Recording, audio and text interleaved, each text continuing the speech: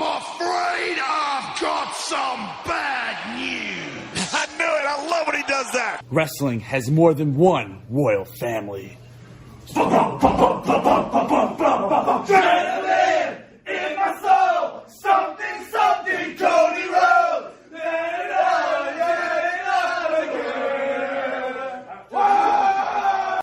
I'm the tribal chief around here. Yeah, you see me, the tribal chief. That's right. Time. But let me go ahead and tell you. Shut your bitch ass up.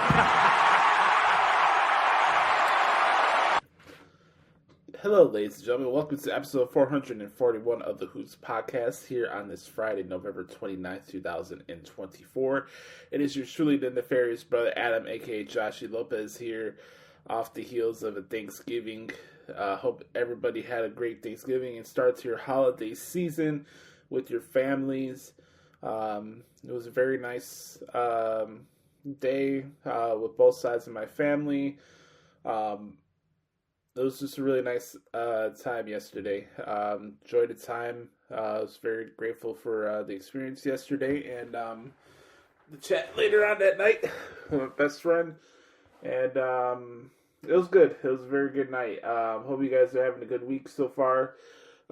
As always, you can follow me on Twitter if you like, at the Hoots Podcast on X. I'm on Instagram at Joshie Lopez Music. If you ever want to check out my transcripts, all you have to do is hit the results section of WrestlingHeadlines.com, which I would deeply recommend over the next couple weeks because your boy's going to be busy.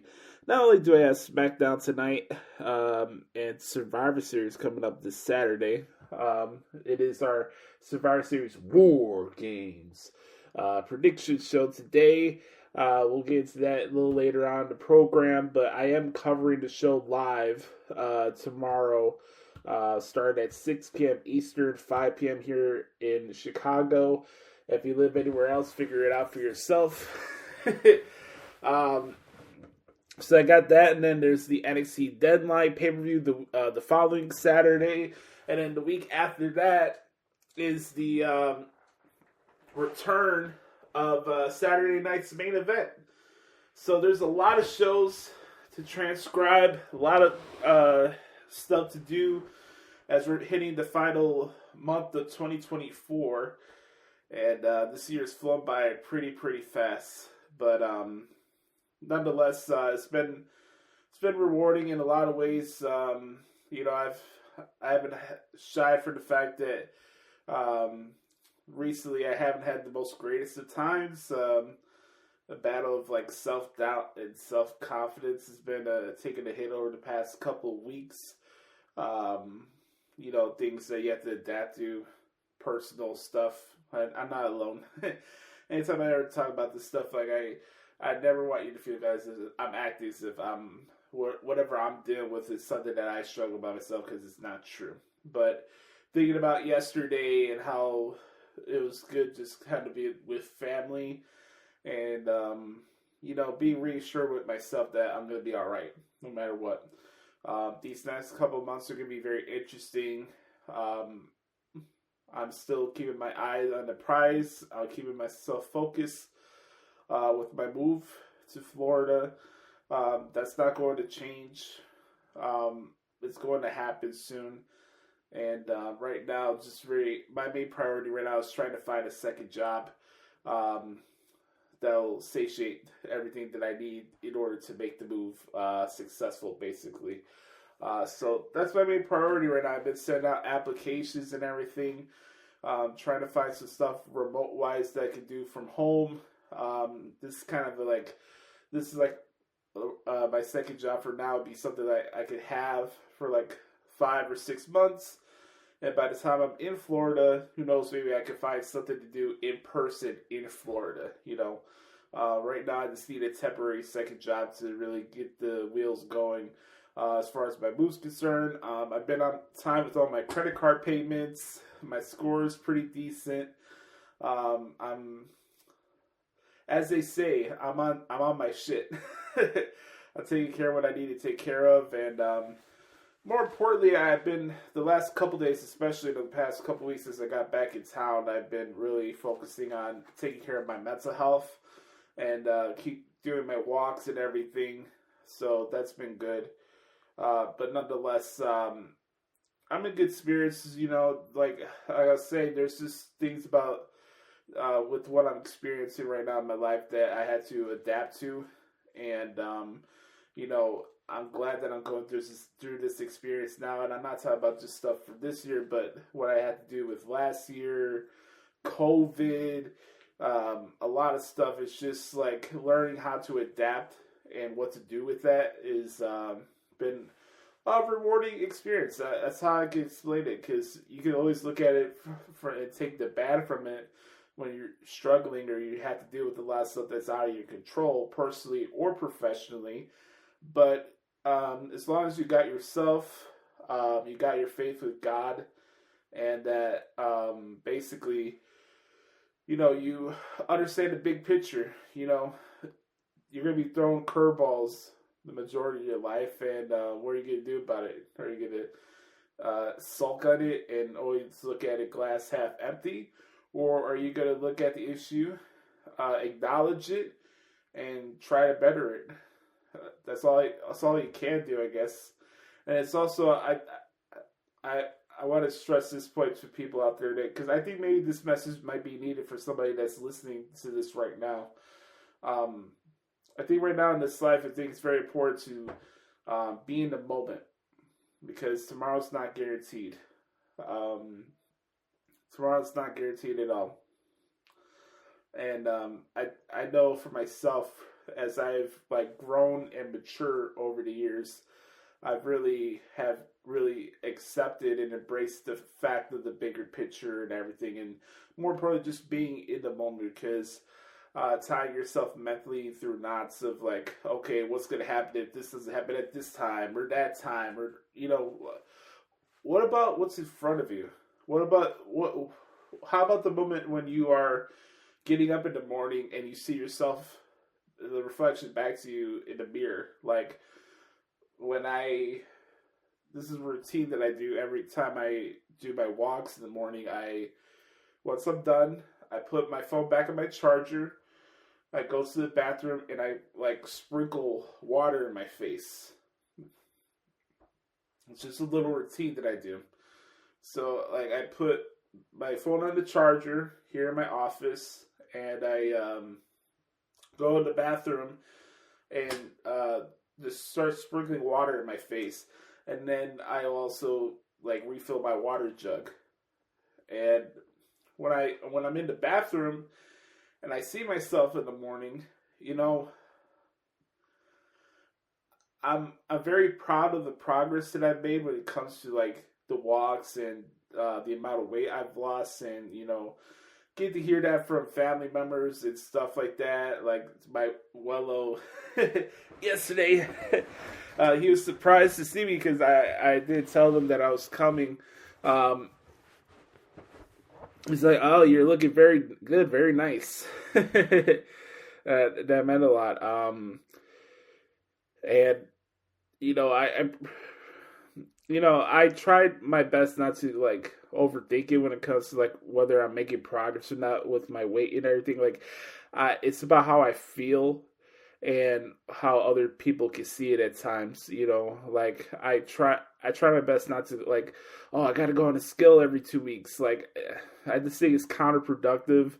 I held myself accountable when I go to my doctor's appointments and stuff like that, but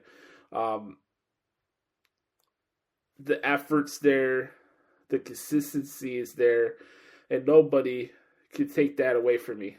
Nobody on this planet can tell me that I'm not working as hard or not putting any effort with this stuff.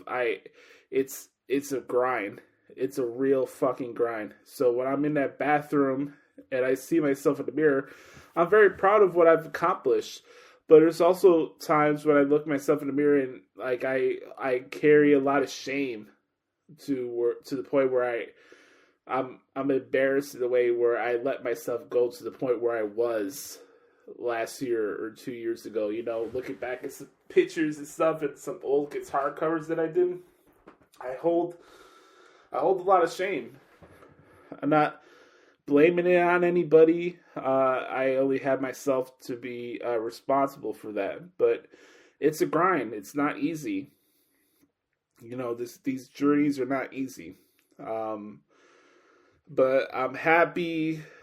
I feel great. It's good to, move around and not feel like as if your feet are swollen. So that's good. So I'm in good spirits with that, but it was just really nice to be with family yesterday, and just another reminder that it's just very important to be in the moment right now, and then try not to overthink every little thing, because I already have enough going on in my head. I have 2 months left in this house. My lease ends at the end of January. I have a lot of big decisions to make, and it can get very overwhelming really, really fast if I put too much thought into it all at one time. So I'm taking this one day at a time, and I got options. I want to go about it the right way. My end game is not changing. My focus is still there. I'm still going to go to Florida. Nothing is changing. But I'm taking what's coming in front of me in these next couple months and just taking this one day at a time. That's all I can do. So, yeah, that's pretty much the update with me. I really have nothing to add on when it comes to the Chicago Bears. I've been restraining myself to come on here and rant and vent and bitch about the Bears on the podcast, because it's a moot point at this point. Honestly, it's like, what else can I say that hasn't already been said on the Gazillion Bears podcast? It's absolutely embarrassing to watch a football team find a way to outdumb themselves as the weeks go by, and all by the same amount of points that they lose in the game, the time when they make silly decisions, and it's the same shit year after year after year after year. And I don't know what else to say. Like, that'll be all for Matt Eberflus. Take your ass and go away.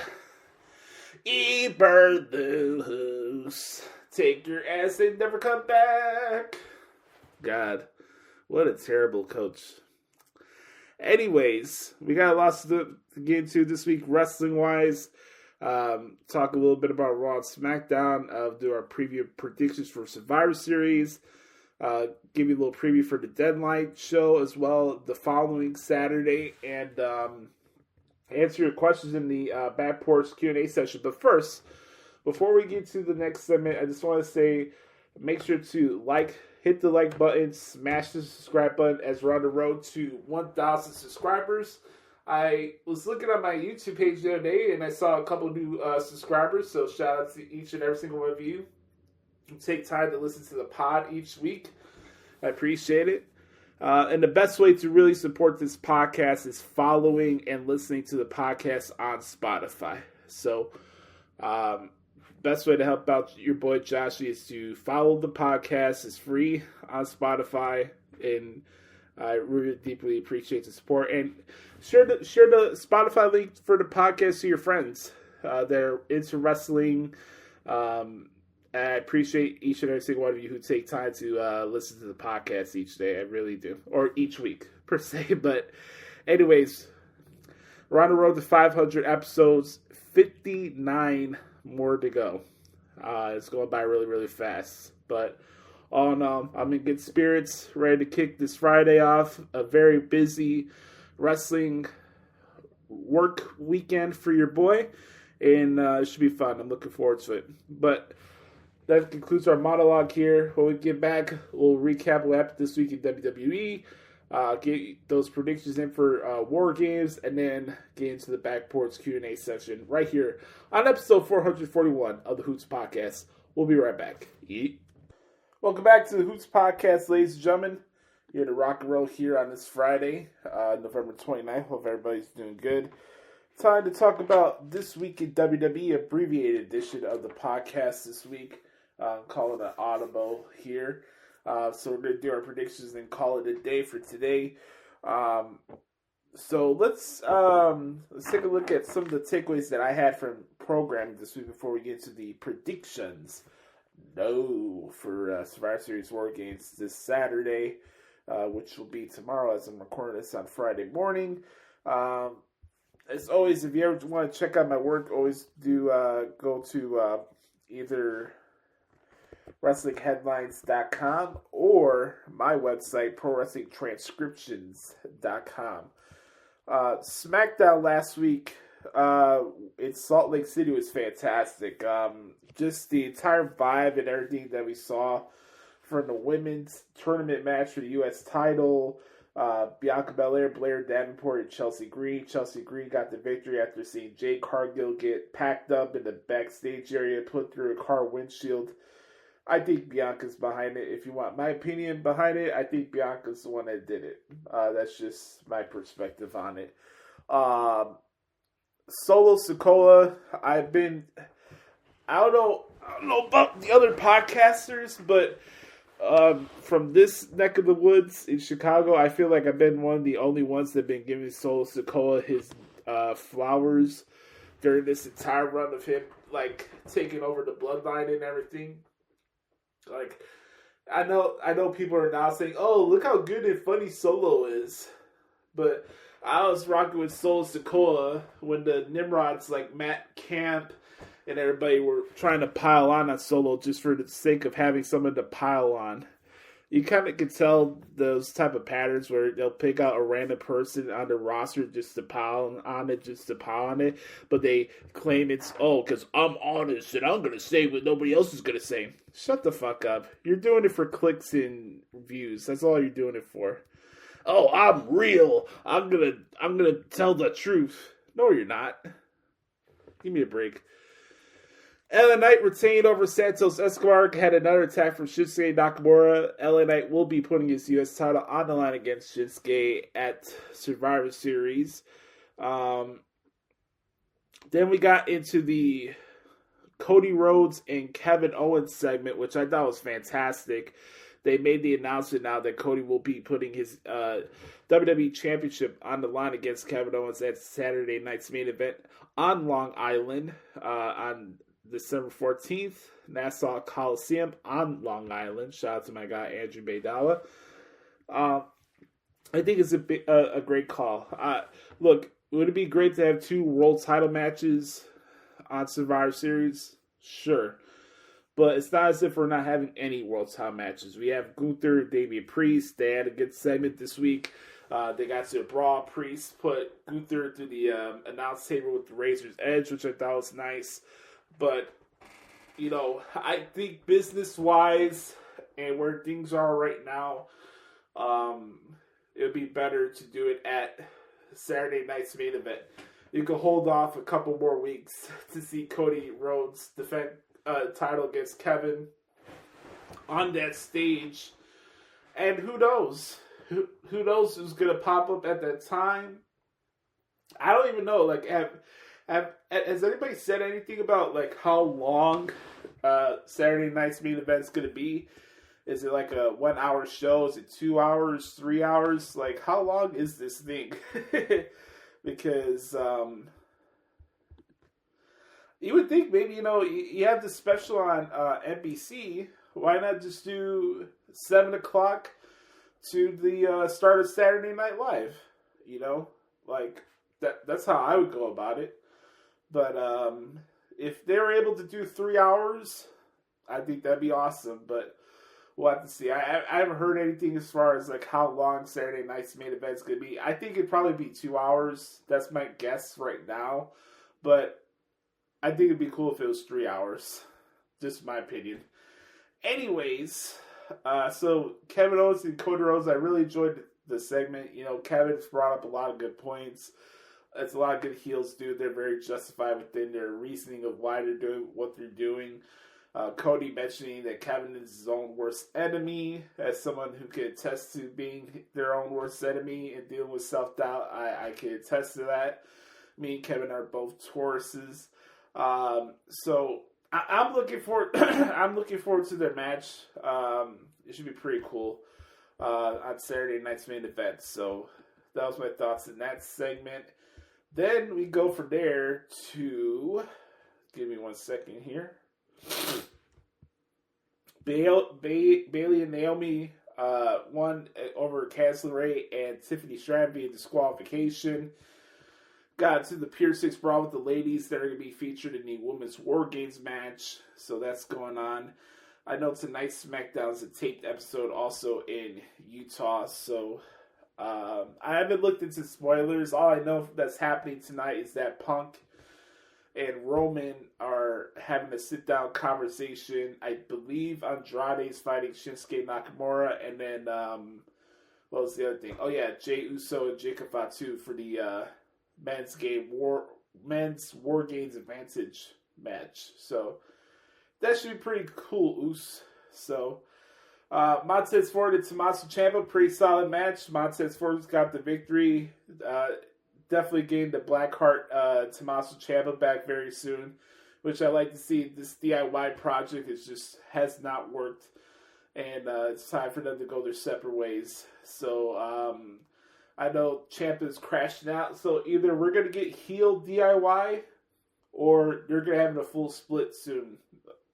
One way or another, something's going to happen, but Ciampa's been crashing out over the last couple weeks, and wouldn't be surprised somewhere down the road we're going to have like some type of like triple threat or fatal four-way tag match for the WWE Tag Team Championships. So we'll see how that plays out with the Motor City Machine Guns, the Street Profits, DIY. Probably could throw in A-Town Down Under if you want, or Pretty Deadly. So you got options there. Then, of course, we have the final part of SmackDown, which was just fantastic piece of business. We have Solo out there with the new bloodline. You got the OG bloodline. Solo's like, hey, if you join my group, we can run the industry for decades. And he's like, if you don't do it, your crew's going to die where they stand. Roman grabs the microphone. Then we hear, ladies and gentlemen, my name is Paul Heyman. Cuckoo Cuckoo, the Walrus has arrived in Utah. Paul Heyman graces with his presence. A lot of questions, a lot of conspiracy theories. Why is Paul Heyman wearing a red t-shirt like that? Why did he come out in his regular suit? Why was Paul Heyman giving a wink to Jimmy Uso? I like speculation, but sometimes wrestling fans go overboard with it. Like somebody took a breakfast singular way. Oh, is that a Easter egg? Is that a harrowing of like what's to happen in the future? Like you take the suspense out of it when you're trying to find the littlest things and hold on to it. Okay, that's the reason why that's going to happen. Like, yeah, I get it. You want to have the discussion and discourse, but instead of enjoying the segment for what it was and having that anticipation for Survivor Series, all I saw this week on social media was like, oh, did you see the color t-shirt that Heyman was wearing?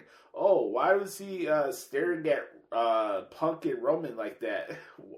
All these little different conspiracy theories. Like... You have all these questions. Let's watch the shows and let them tell the story. Don't try to overthink it. Don't try to fancy book yourself into a shoot. I trust Paul Heyman. I trust Triple H. They're going to tell the story that we need to see along the way, and we'll have those answers when it's presented to us. I am not surprised that CM Punk is the fifth man. I think he's the right call, honestly. I am very biased by it, but I hold no shame about it. I am a CM Punk guy.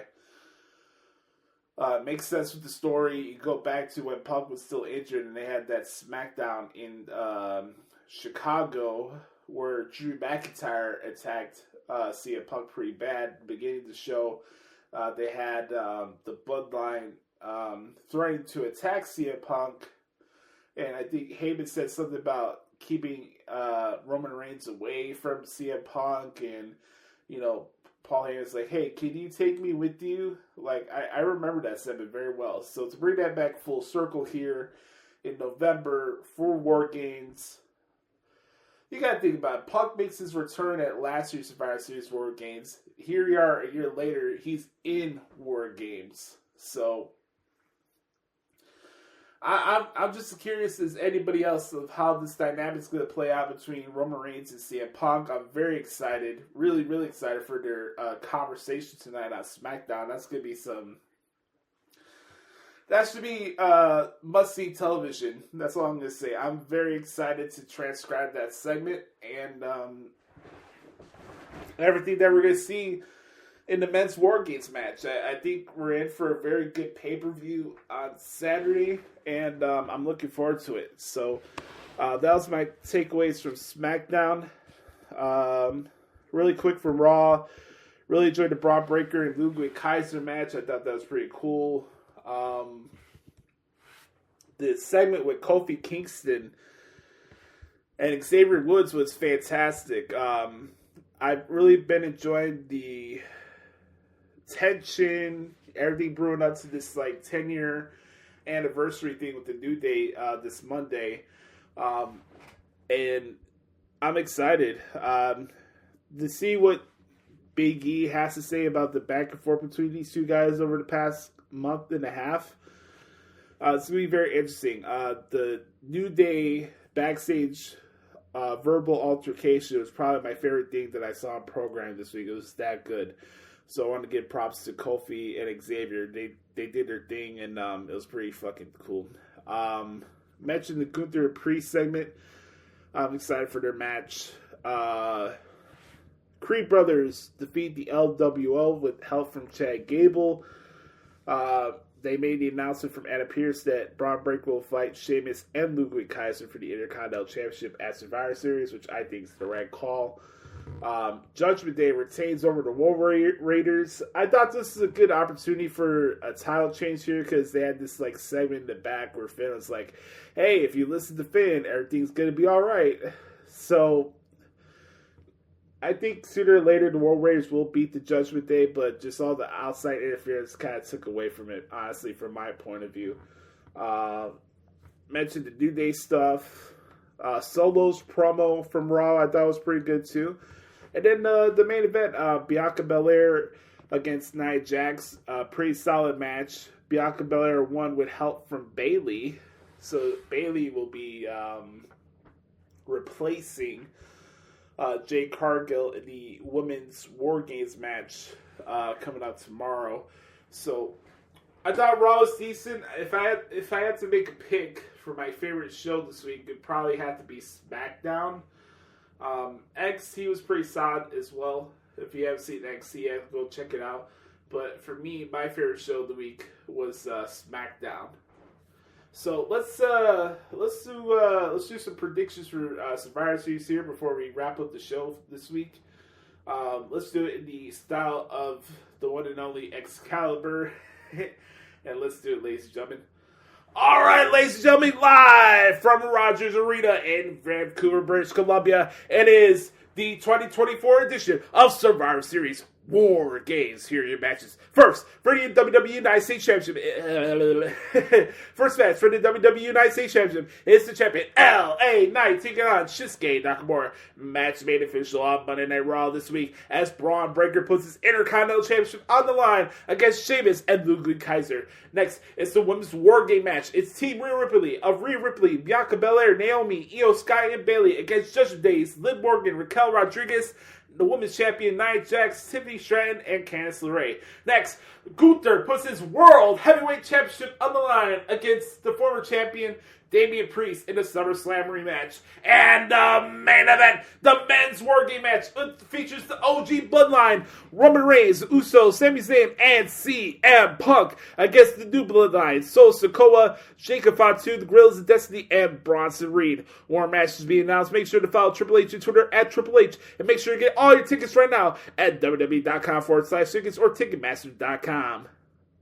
There you go. I got LA Knight retaining over Shinsuke Nakamura. That's my prediction. I think Nakamura will attack LA Knight after the fact, but I think LA Knight tries to steal a victory from Nakamura, basically. I got Braun Breaker retaining over Sheamus and Ludwig Kaiser. I think this match could steal the show. I'm very excited for it. It's going to be physical as hell. probably like 9 or 11 minutes long, probably, is my guess of how long that match is going to be. But I say it all the time, nobody does triple threat matches. Nobody lays out triple threat matches better than the WWE. Just objectively speaking, from my years of experience covering wrestling from all these different promotions, nobody does a better job of laying out triple threat matches than the WWE. So I'm very excited for this Intercontinental Championship match, and it should be pretty cool. So I got Braun Breaker retaining. I have Team Rhea Ripley defeating Team Morgan. I think Rhea Ripley wins. Somewhere along the way, though, Bianca Belair will turn on Bayley. That's my guess. Bianca will reveal herself as the one who attacked Jade Cargill. So I'm going with Team Ripley despite that fact. I have Gunther retaining over Damian Priest. Do we get a rerun of what happened at SummerSlam where Finn Balor costs Damian Priest the title again? Or do we get a different side of Gunther here and just desperately tries to retain the title by any means necessary? I'm kind of curious. I enjoyed their match at SummerSlam, and I think this one is going to be just as physical. I'm looking forward to it. So Gunther and Priest for the World Heavyweight Championship. I think Gunther walks out of Vancouver still your World Heavyweight Champion. Then we got the main event, OG Bloodline against New Bloodline. I'm going with the upset here, folks. I'm going with the New Bloodline to defeat the Bloodline. I think Seth Rollins' hatred for CM Punk is going to cost the OG Bloodline the match.